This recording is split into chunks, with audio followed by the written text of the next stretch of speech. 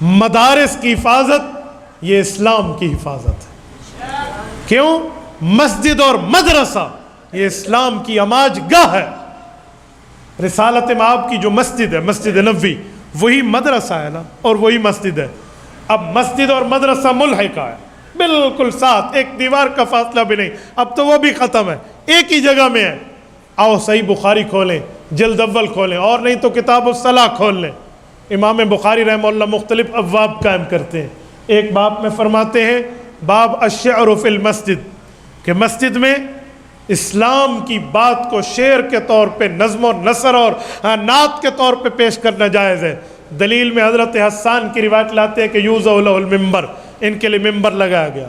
Number 2، ایک اور باب قائم کرتے ہیں امام بخاری رحمہ اللہ، صحیح بخاری میں روایت لائے الحراب فی المسجد، کہ مسجد جنگی تربیت گاہ ہے، کفار سے، دشمن سے کیسے نپٹا جائے گا اس کی ترتیبیں رسول اللہ صلی اللہ علیہ وسلم نے صحابہ کرام کو سکھائی ہیں۔ اور حبشیوں کے وہاں نیزہ زنی کی روایت ہم عائشہ رضی اللہ عنہ سے لائے ہیں۔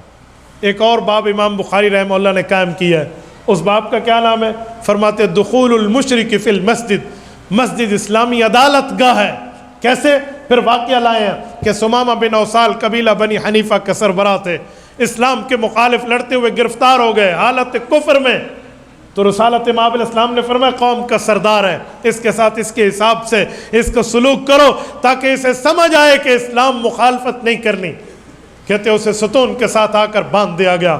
وہ حضور پاک کے ترتیبوں کو دیکھتا، صحابہ کے حسن سلوک کو دیکھتا، آپ علیہ السلام ساتھ سے گزرتے تو وہ ثمامہ بن اوصال یہ لفظ کہتا ان تقتلوا تقتلوا ذا دم وان تنعم تنعم علی شاکر، کہ اگر آپ مارو گے تو مجھے حق پہ مارو گے کہ میں تمہارا غدار ہوں، لیکن اگر آپ مجھے چھوڑ دو گے، انعام دو گے، تو یاد رکھنا میں آپ کے تحفے کی بڑی قدردانی کروں گا۔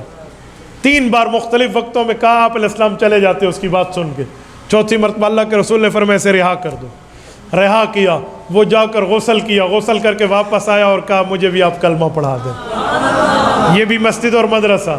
4تھے نمبر پہ امام بخاری ایک باب لائے ہیں، باب الخوخۃ فی المسجد، مسجد میں کھڑکی رکھنا، دروازہ، چھوٹا دروازہ، لٹل ڈور رکھنا جائز ہے یا نہیں، یہ مسئلہ دیا ہے۔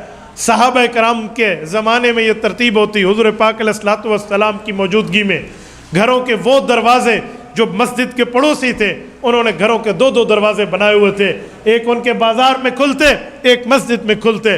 اللہ کے رسول صلی اللہ علیہ وسلم نے وفات سے پہلے فرمایا لا تبقین خوخۃ فی المسجد الا خوخۃ ابی بکر، کہا لوگوں اپنے اپنے دروازے یہاں سے بند کر لو، مسجد آؤ تو فلاں دروازے سے ہو کر آؤ، لیکن یا میرا دروازہ کھلا رہے گا یا ابو بکر صدیق کے گھر کا دروازہ مسجد میں کھلا رہے گا۔ یہ اشارہ تھا میرے بعد خلافت بلا فصل کا ذمہ دار یہ ہے۔